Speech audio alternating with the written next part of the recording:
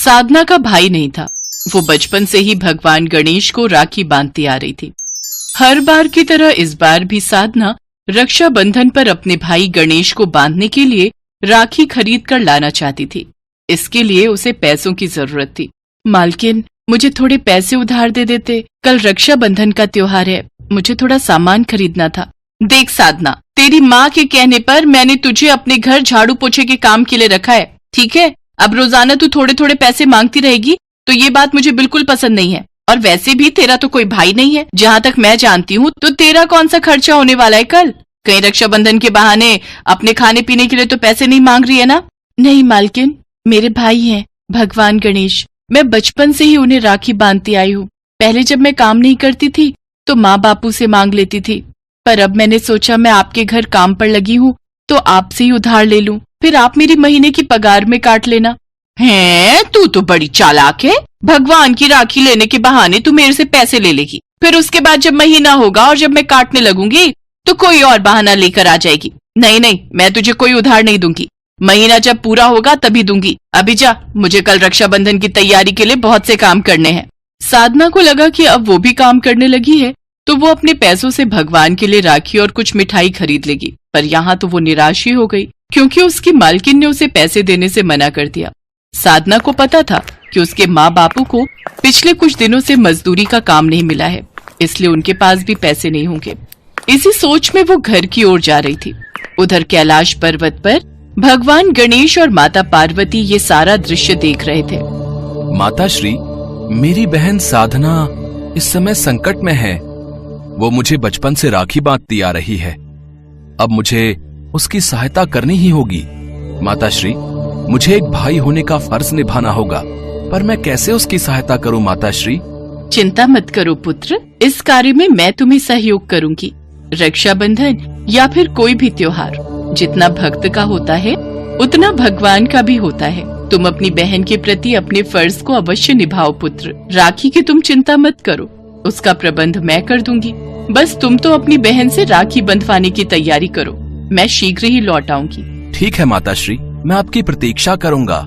इसके पश्चात माँ पार्वती ने एक बूढ़ी औरत का रूप ले लिया और अपने झोले में कुछ राखियाँ भर ली और वे धरती लोक पर पहुँची। राखी ले लो राखी, सुंदर सुंदर राखी, ये भारी थैला उठा उठा कर तो मैं थक गई हूँ। कोई मेरा थैला वहाँ सड़क के उस पार प्याऊ तक ले जाए तो मैं थोड़ा ठंडा पानी पी लूंगी, बहुत प्यास लगी है।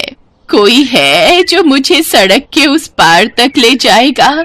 इन बूढ़ी आंखों से दिखाई भी नहीं देता, आंखों की तो रोशनी ही चली गई है। अम्मा जी, लाओ ये थैला मुझे दो, मैं आपको सड़क पार करवा देती हूँ, आप मेरा हाथ पकड़ लो। जीती रहो बेटी, खुश रहो। साधना बूढ़ी औरत को सड़क पार करवा देती है। बूढ़ी औरत के रूप में माँ पार्वती मन ही मन मुस्कुरा रही थी। अम्मा जी, आप बैठो और ये लो, आप पानी पी लो। बेटी, तुम बहुत अच्छी हो, तुम्हारे संस्कार बहुत ही अच्छे हैं। ये लो, मेरी तरफ से ये राखी उपहार में रखो, अपने भाई को राखी बांध देना। अब तुम्हें राखी खरीदनी नहीं पड़ेगी। अच्छी लगी ना? अम्मा जी, ये तो बहुत सुंदर है, मुझे सचमुच इसकी बहुत जरूरत थी, आपका बहुत बहुत धन्यवाद। अच्छा बेटी, अब मैं चलती हूँ, थोड़ी और राखियाँ बेच लूंगी। आराम से जाना अम्मा जी। राखियाँ देखकर साधना बहुत खुश होती है। उधर माँ पार्वती वापस कैलाश आ जाती है। अगले दिन साधना सुबह जल्दी उठ जाती है और नहा धोकर भगवान गणेश को वही राखी बांधने लगती है। तभी उसके द्वार पर एक बहुत ही सुंदर प्यारा छोटा सा बालक आवाज लगाता है। दीदी, आज रक्षाबंधन है, मेरी कोई बहन नहीं है, क्या तुम मुझे राखी बांधोगी? मेरे पास तो एक ही राखी है गणेश जी, आप ही कहते हो ना, सभी मनुष्यों में आपका वास होता है और छोटे बच्चे तो आपका ही रूप होते हैं। मैं इस बच्चे को राखी बांधूंगी तो मुझे लगेगा ये राखी आप तक पहुंच गई। अगर ये बच्चा बिना राखी बंधवाए खाली कलाई लेकर चला गया तो उसे बहुत दुख होगा, साथ में मुझे भी अच्छा नहीं लगेगा। गणेश जी, मुझे माफ कर देना। इसमें भी माँ पार्वती और भगवान गणेश की ही लीला छुपी थी। माँ पार्वती ने जानबूझकर साधना को एक ही राखी दी थी ताकि वो उसकी परीक्षा ले सके कि साधना गणेश जी को राखी बांधेगी या फिर द्वार पर आए बालक को। साधना परीक्षा में सफल होती है। वो जैसे ही उस बच्चे को राखी बांधती है, वो बच्चा भगवान गणेश के रूप में आ जाता है। बहना, तुम परीक्षा में सफल हुई। मैं और माताश्री तुम्हारी परीक्षा ले रहे थे। मुझे अपनी आंखों पर यकीन नहीं हो रहा। आप स्वयं रक्षाबंधन के दिन मुझसे राखी बंधवाने आए भगवान। तो और क्या, जब एक बहन इतने सालों से मुझे राखी बांध रही है तो मुझे भी तो भाई का फर्ज निभाने आना ही था ना। अब राखी के बदले मुझे तुम्हें उपहार भी तो देने हैं बहन। गणेश जी अपना दाहिना हाथ आशीर्वाद स्वरूप उठाते हैं और वहाँ पर ढेरों सजे हुए सोने चांदी के थाल प्रकट हो जाते हैं। हर थाल में कोई न कोई उपहार था। धन दौलत, हीरे जवाहरात, मिठाइयाँ, कपड़े और भी न जाने क्या क्या। साधना के साथ साथ उसके माता पिता भी हाथ जोड़े भगवान गणेश के सामने खड़े थे। साधना, ये सब उपहार तुम्हारे लिए ही हैं। जो कोई भी भक्त मुझे सच्चे हृदय से याद करता है, उसके घर सुख समृद्धि का वास होता है। रक्षाबंधन के दिन जो भी बहनें सच्चे मन से मुझे राखी बांधती हैं, मैं अपने भाई होने का फर्ज जरूर निभाता हूं। मेरे आशीर्वाद से मेरी बहनों के जीवन के सारे दुख दूर हो जाते हैं और उनके जीवन में खुशियों का वास होता है। सदा खुश रहो मेरी बहन। लाओ, अब थाल के थोड़े लड्डू मुझे भी खिलाओ। मुझे बहुत जोरों की भूख लगी है। हाँ भैया गणेश, मैं अभी देती हूँ। साधना और उसके माता पिता की आंखों में खुशी के आंसू थे। भगवान गणेश और उनकी सवारी मूषक जब लड्डू खा रहे थे तो मन ही मन साधना बहुत खुश हो रही थी। आज स्वयं भगवान गणेश भाई रूप में रक्षाबंधन का त्योहार मनाने अपनी बहन के घर जो आए थे। इससे बड़ी खुशी की बात एक बहन के लिए और क्या ही हो सकती थी।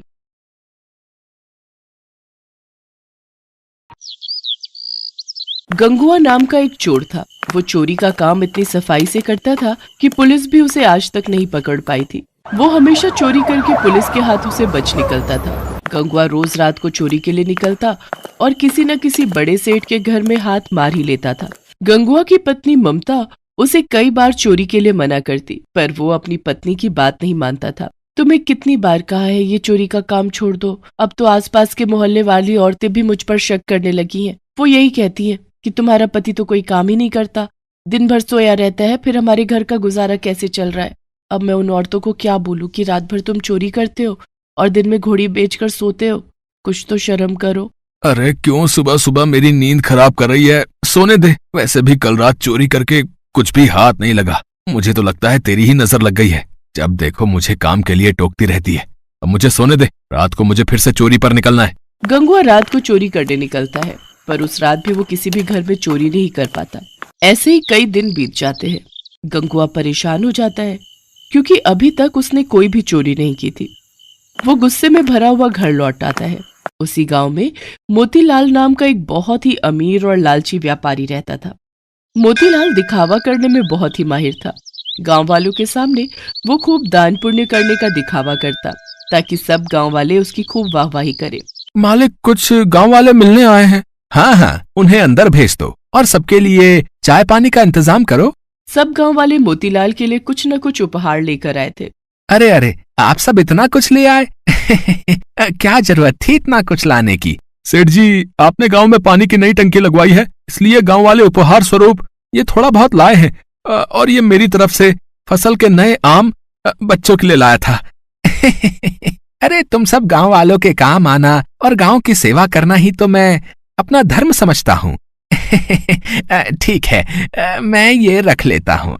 गांव वाले अपने अपने घर चले जाते हैं। मालिक, छोटी सी टंकी लगवाने के बदले इतना सामान फायदे का सौदा है। अरे चुप चुप, दीवारों के भी कान होते हैं। जाकर देख अब कौन आया है, जा।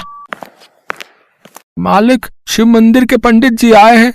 जय शिव शंकर पंडित जी।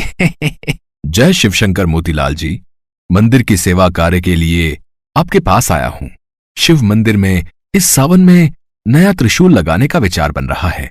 सोचा आप तो इतना दान पुण्य करते हैं, तो मंदिर में त्रिशूल लगाने का ये शुभ अवसर आपको ही मिलना चाहिए।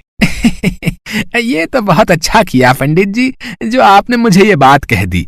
मैं तो बहुत समय से ऐसा कोई शुभ कार्य करने का विचार कर ही रहा था।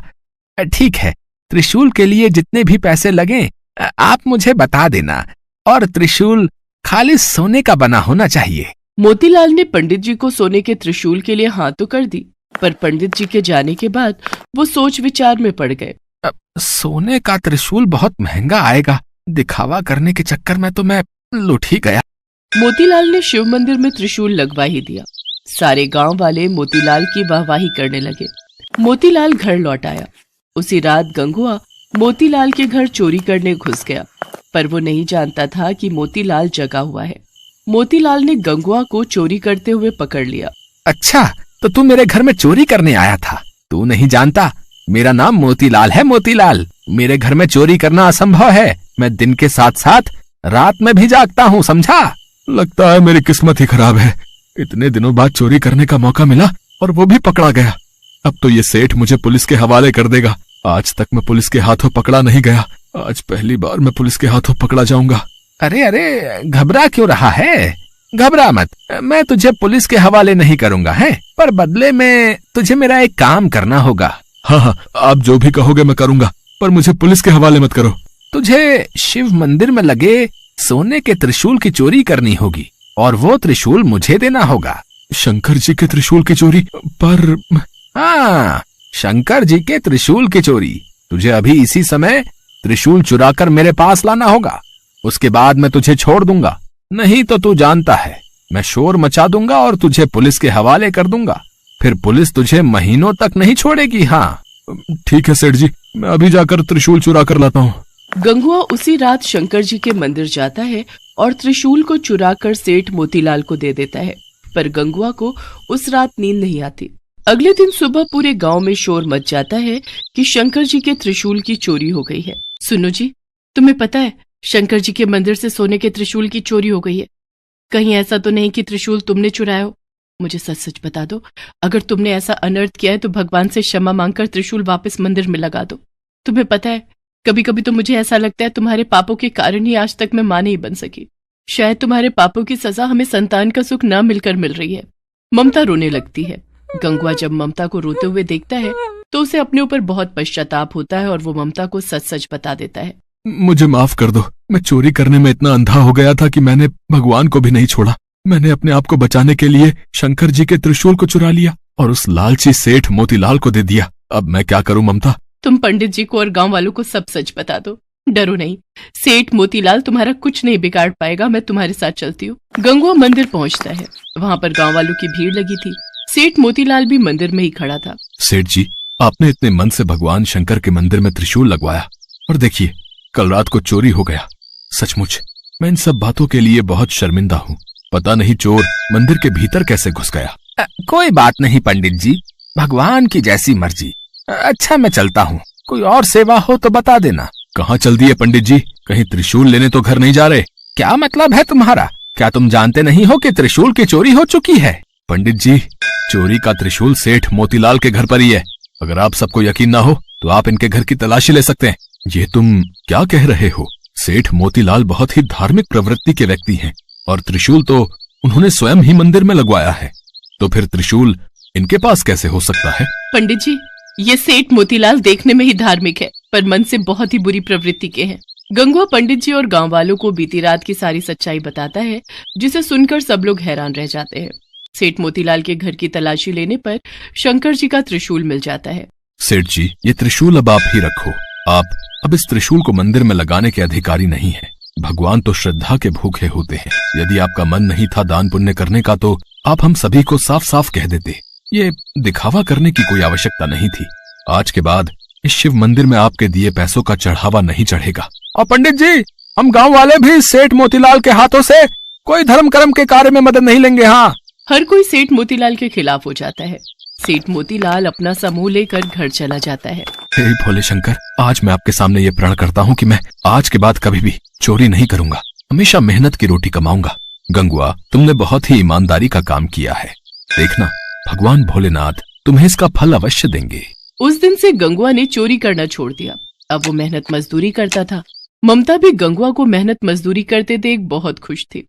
कुछ समय बाद ममता माँ बन जाती है और एक बहुत ही सुंदर बच्चे को जन्म देती है।